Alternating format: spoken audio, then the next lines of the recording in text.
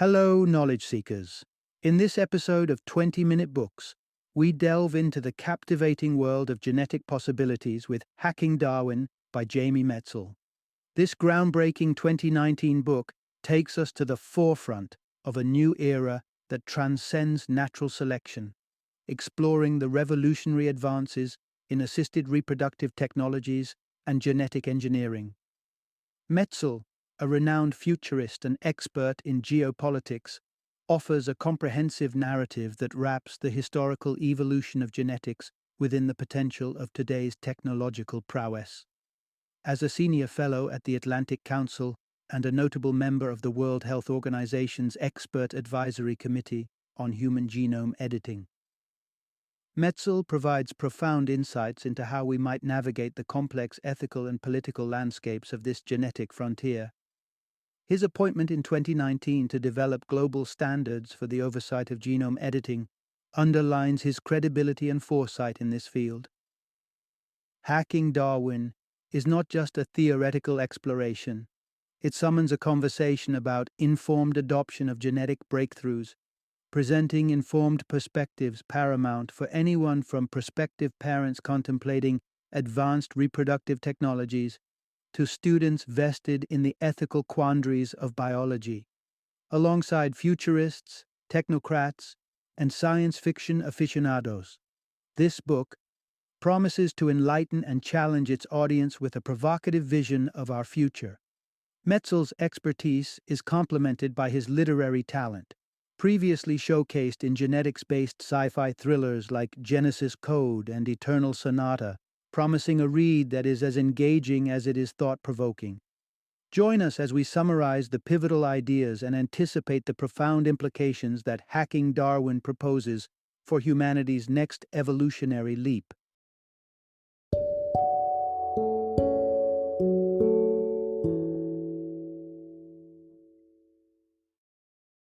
Hacking Darwin, Genetic Engineering and the Future of Humanity.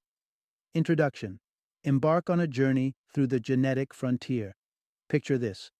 You're stepping into a clinic where the future unfolds before your eyes. By the year 2035, you'll have the option to shield your child from Alzheimer's, dodge hereditary cancers, and fend off heart diseases that have haunted generations before. But that's not where it ends.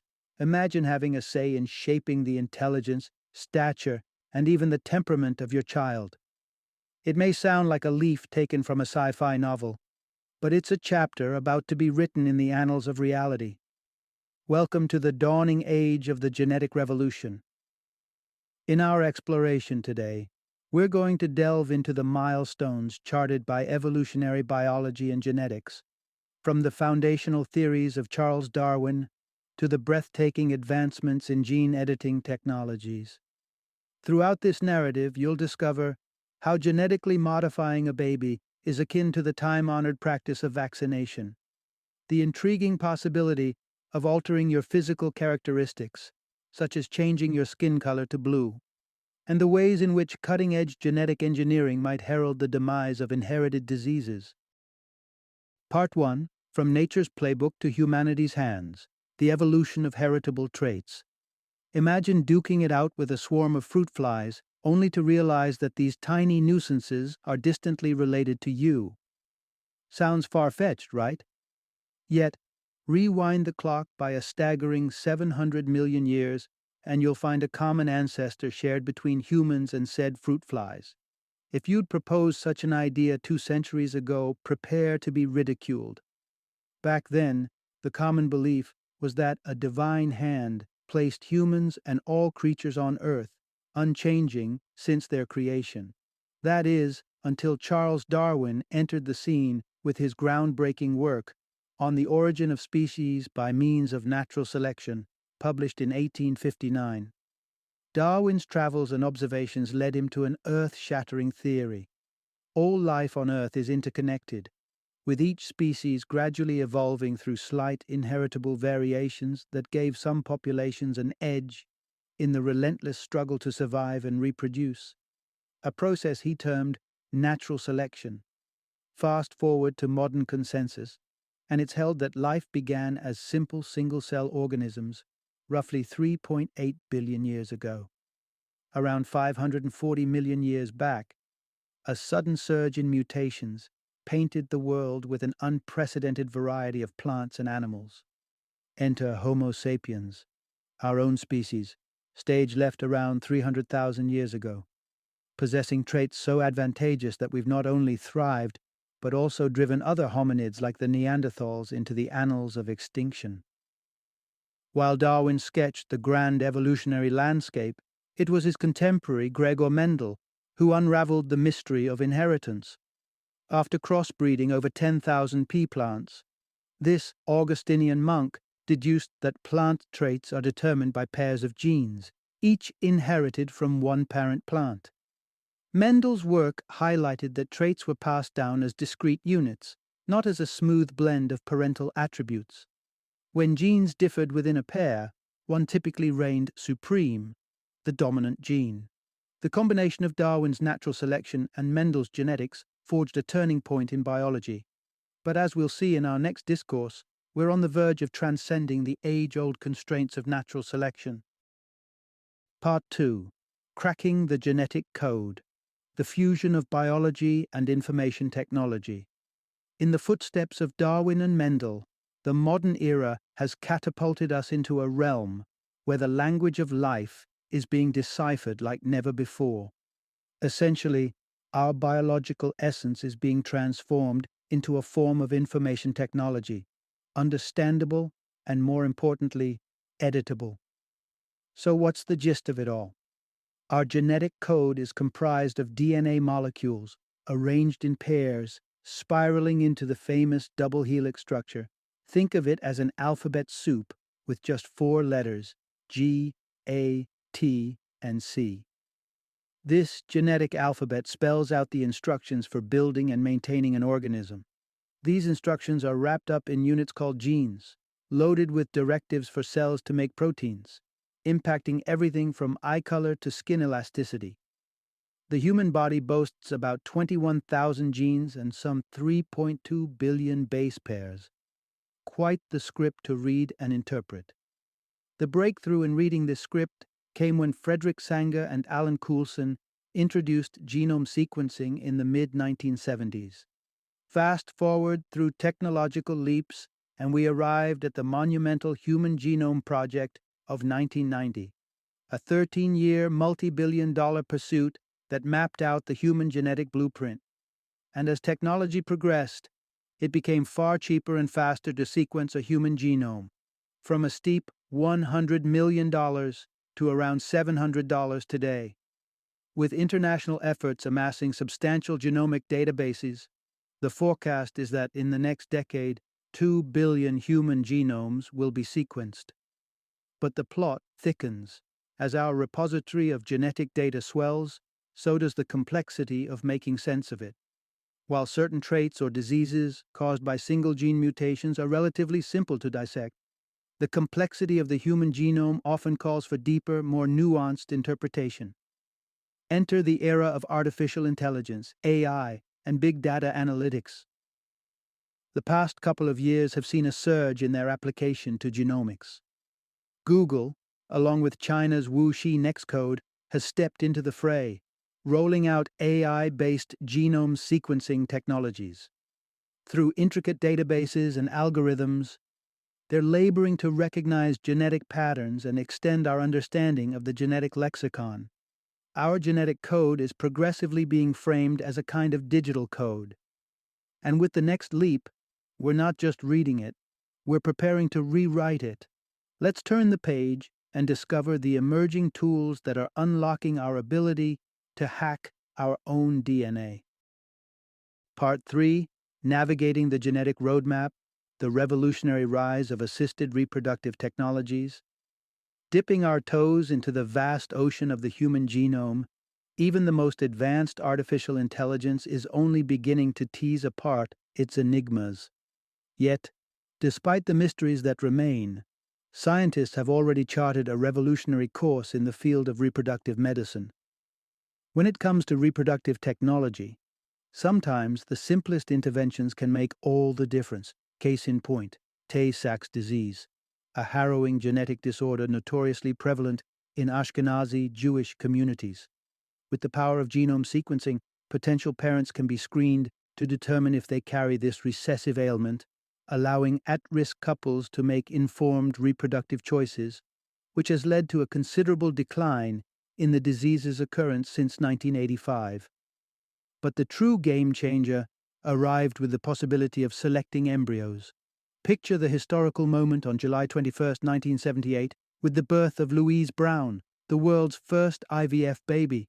This breakthrough begged the question, what if we could read an embryo's genetic script before it's even placed in the womb?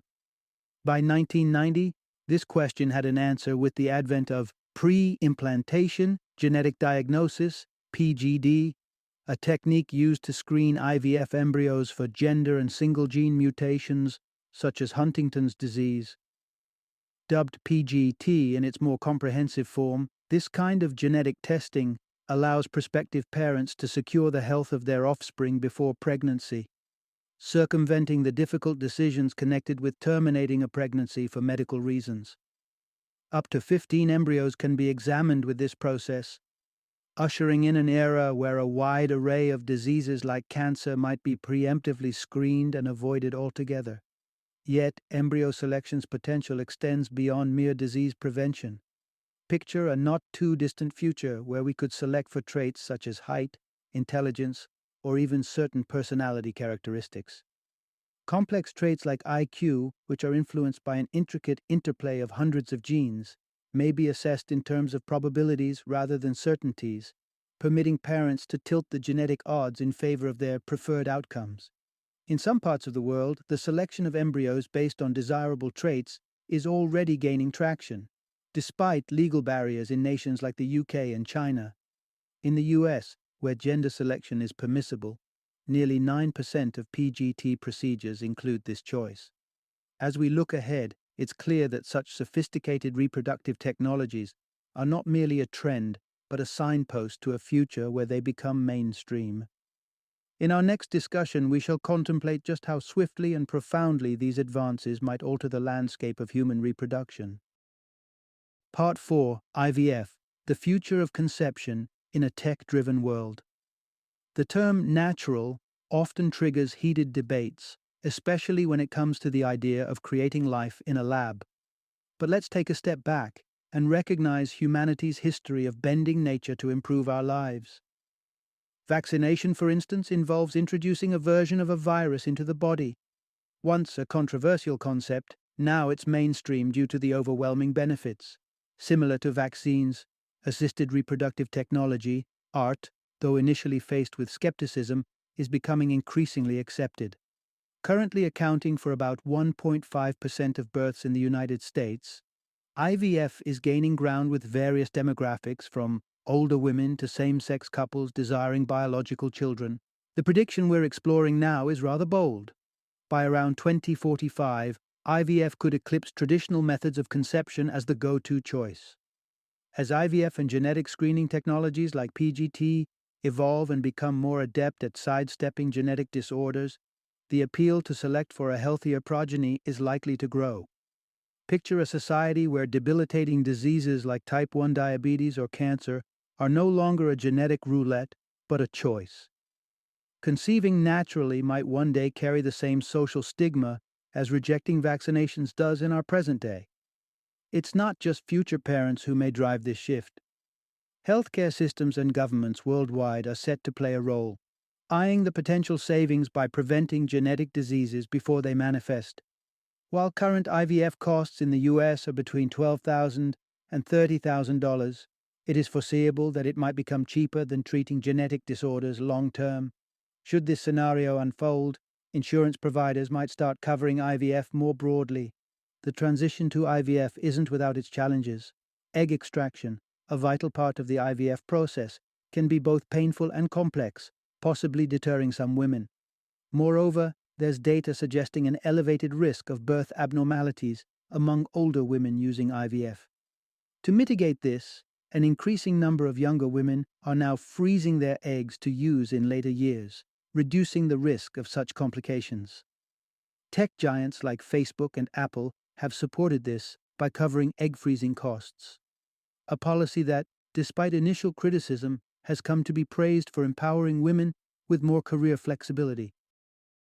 Part 5. The Dawn of Bespoke Genetics, Engineering and Inventing Life Anew. Currently, potential parents gaze into the genetic pool of embryos and deliberate over which to bring to life. Yet the not-so-distant future holds more than just selection. It promises outright genetic customization. The innovation propelling us toward this brave new world is called gene editing. Gene editing isn't a nascent idea. It's been in the playbook since the 1980s. But it's only recently that we've refined the scissors with which we snip and shuffle DNA.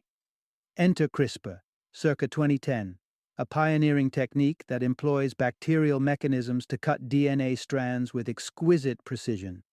Think of it as a biological Control plus X and Control plus V, but at a molecular scale. The potential of this technology has already been tapped. Chinese scientists harnessed CRISPR's power in 2015 to eradicate a gene that causes a serious blood disorder in a human embryo. American researchers, not far behind, edited sperm cells in 2017 to squash the tendency for hypertrophic cardiomyopathy. Our genetic odyssey, however, stretches beyond ethical healthcare interventions. Take the plant kingdom, where Japanese researchers have flipped purple flowers to pure white with a tweak of their genetic code. Human exploration, too, is poised for a color revolution. Imagine selecting a skin tone from an artist's palette, not limited to natural human hues. Speculations even go so far as to posit the potential for enhancing human senses to the zenith of other species. Think eagle-eyed vision or canine-level auditory acuity. Adult therapies are being overhauled as well. CAR-T therapy, a cutting-edge approach to cancer treatment, turns the body's own cells into customized disease fighters, placing many patients into remission and capturing public imagination with its success.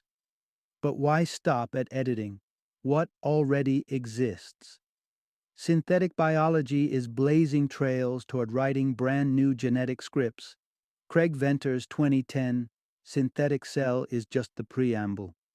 The chapters ahead could describe a world where we author DNA sequences bestowing traits yet unseen in nature, perhaps crafting humans with skin impervious to extreme heat or radiation, a necessary adaptation for an overheating planet or the rigors of space exploration. As our technical capabilities expand to the horizons of the infinite, the more profound inquiry becomes how society will navigate these waters. What choices will we make when we hold the pen to the story of life itself? The possibilities are boundless, but the tapestry of human decision and consequence is yet to be woven. Part 6. A Mosaic of Morals. Navigating the Genetic Revolution's Societal Divide. The rich tapestry of human culture is one of our species' greatest treasures, yet it also brings with it a propensity for discord, particularly when trailblazing technologies emerge on the scene. Consider the saga of genetically modified GM crops. Despite clear scientific consensus on their safety and benefits, such as higher yields and reduced pesticide use in countries like the United States and China, 17 European Union countries have banned them, largely due to the fervent campaigns of anti-GMO activists. This schism over GM crops could foreshadow how we as a global society will come to grips with the divisive topic of genetic engineering. In the United States, surveys indicate that most people embrace genetic modifications that could shield their children from diseases or harm. Nevertheless, a landscape of diverse opinions is inevitable. Take the Jewish community's embrace of genetic engineering to eradicate Tay-Sachs disease, which some Jewish scholars hail as an act of chesed, kindness to better humanity. In stark contrast, the Catholic Church has condemned techniques like embryo selection and gene editing. Echoes of this censure resound in predominantly Catholic countries, such as Austria and Chile, where pre-implantation genetic testing, PGT, is outlawed.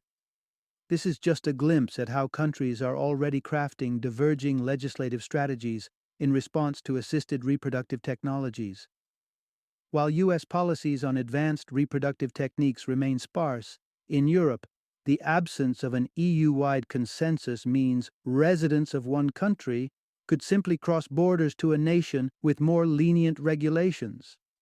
However fervently some may dissent, halting the genetic revolution seems an improbable feat, given the human penchant for competition.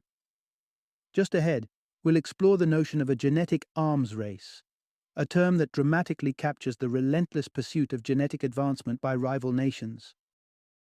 Part 7. The Genetic Revolution's Fuel, the unyielding engine of global competition.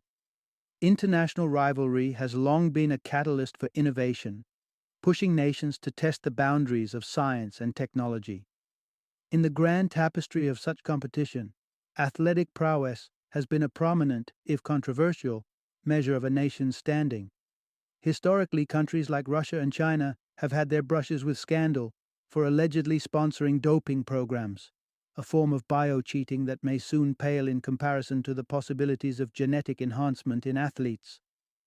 Imagine a world where, hidden from the naked eye and beyond the reach of current testing protocols, athletes have received genetic upgrades that boost endurance, speed, or strength. While outright illicit, such advancements present formidable challenges to regulating international sports. Yet even now, the United States allows parents to gauge the athletic potential of their children through DNA tests. Uzbekistan's national sports endeavors have embraced genetic testing since 2014, and China has noted it will include genomic screening as part of their selection for the Winter Olympics in 2022. Sports, however, represent only a sliver of the broader competitive landscape in the genetic realm. It's a race where nations vie for technological supremacy. In this derby, the United States and China are front-runners, with Chinese President Xi Jinping vocal about his ambition for China to spearhead global tech dominance. China's aggressive approaches to understanding the human genome have positioned it as a formidable contender, especially as the United States has experienced stunted growth and budgetary cuts in science under previous administrations. But this isn't merely a race for national pride or achievement. It's a quest for geopolitical power. Down the line, nations that shun genetic engineering may risk lagging behind as citizens elsewhere grow healthier, smarter, and more resilient against the backdrop of changing global climates. Yet, there's a dark side. Should any country push the envelope too far, say, by engineering a military force bred for aggression and might, a new breed of warfare, one defined by genetic manipulation, could emerge. The genetic revolution isn't an optional future, it's an unfolding reality. While the embrace of such technologies is inevitable, their ethical ramifications warrant deep reflection to dodge the more dystopian possibilities they may harbor. The stewardship of our genetic frontier is thus a collective responsibility, one which humanity must navigate with both wisdom and foresight. Part 8. Uncharted Territory. Ethical Dilemmas of the Genetic Revolution. As we sail into the genetic future, the promises of science shine brightly, almost blinding us to the formidable ethical icebergs lurking in the waters ahead. Key among these concerns is the potential impact on human diversity and equality, the very scaffolding that shapes the essence of our humanity. Consider the notion of diversity. It's the spice of life, an essential ingredient in the survival of our species. Yet in the brave new world of reproductive technology, our penchant for conformity could pose a threat to diversity. If genetic modification becomes a vehicle to conform to societal biases, be it for standardizing sexual orientations, skin colors, or physical attributes, it could strike a blow to the rich tapestry that defines human civilization. Even more perilous is the unintended consequence that messing with the complexities of evolution could, in the worst cases, lead to our demise. In the pursuit of a future that honors diversity, we must intensify our celebration of the myriad forms it takes today, the spectrum of skin hues, the variety of personalities, lest our genetic fabric becomes too uniform. Now pivot to the issue of equality. Genetic modification opens a Pandora's box, where the future rich may not just be wealthier but could be genetically superior, creating gaps that transcend socio-economic divides and enter the realm of the biological. We can envision a world where Ivy Leagues sift through applications for markers of genetic merit, or employers screen CVs for genetic endowments. This divide between the genetically enhanced and those unaltered is an amplification of today's disparities. For instance, rampant malnutrition in regions like the Central African Republic is already scripting genetic disadvantages into the next generation's DNA, fueling a cycle of inequality. Yet, the call to hold back the tide of genetic advancement in the service of preserving diversity and ensuring equality is impractical. We cannot turn away from the potential of these technologies to eradicate deadly diseases or to upgrade our defenses against burgeoning global challenges. What's more, with nations locked in a genetic arms race, unilateral restraint is all but a pipe dream. The genetic future beckons, its promises intertwined with profound ethical quandaries. As we brace for what's ahead, it's our present actions and choices in the realms of diversity and equality that will script our success or failure in integrating the staggering power of genetic technology into the human story. Part 9. Navigating the Genetic Odyssey. Education and Regulation as our compass and map. As we venture deeper into the genetic age, our concerns extend beyond the philosophical to the practical and existential. The power of gene editing, in the wrong hands, could conjure biological weapons of unforeseen potency or, even with benevolent intentions, set off ecological dominoes leading to environmental collapse. This is a journey that requires not just scientific acumen, but also a global commitment to governance and education. Skeptics might downplay the immediacy of forming international agreements on genetic technologies. But history offers a critical lesson in the NPT. Despite its efforts, the treaty hasn't completely curtailed nuclear proliferation or disarmed superpowers. It's a stark reminder that without stringent cooperative governance, even well-intentioned frameworks can falter. Regulation is only half the puzzle. Public education is its essential counterpart. Empowering people with knowledge ensures that societal discourse on genetics is robust and reflective of an informed citizenry. Every nation should establish its own bioethics body and regulatory framework, complemented by a comprehensive education strategy. Looking to the United Kingdom, we find a pioneer in this space, the Human Fertilization and Embryology Authority, a beacon for how to steward reproductive technologies. Their public education initiatives have borne fruit, carving pathways for higher acceptance of genetic technologies among UK residents. Rings of conversations have buzzed to life, even contemplating enhancements of human capabilities like intelligence.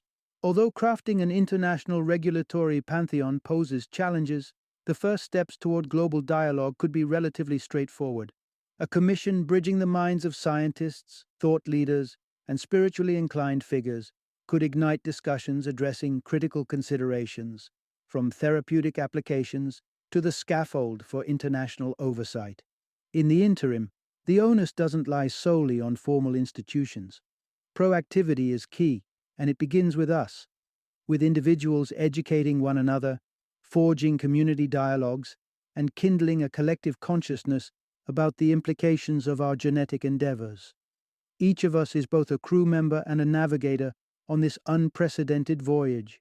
Interactive education and thoughtful regulation are the compass and map in hand, guiding us toward a future where the genetic revolution enhances rather than endangers our shared human experience. Final summary. The intersection of artificial intelligence, big data analytics, and genetic research is spearheading an unprecedented exploration of the human genome. This burgeoning knowledge, coupled with sophisticated reproductive technologies, is poised to redefine the very act of procreation, extending our prowess from merely curing hereditary ailments to actively screening, editing, and even creating genetic material. In this genetic renaissance, it is our instinctual urge to safeguard and optimize our offspring that will catalyze the widespread adoption of these transformative techniques. Compounded by the relentless drive of global competition, advanced genetic interventions are set to permeate societies, ushering in an era where conceiving through science becomes the norm. Yet, with great power comes great responsibility. The ethical, ecological, and societal consequences of this genetic odyssey compel us to engage at all levels, individual, national, and global, in fostering education and constructing robust regulatory frameworks. By doing so, we aim not merely to avert potential calamities, but to steward this revolution towards augmenting human potential and collective well-being. In synthesis, the genetic revolution is not a question of if, but of when and how. Its successful integration into our future rests on the shoulders of informed communities, prudent policymakers, and international collaborations. It is through these endeavors that we can hope to navigate the vast potentials of genetic engineering, steering towards a horizon where it enlightens rather than overshadows our collective destiny.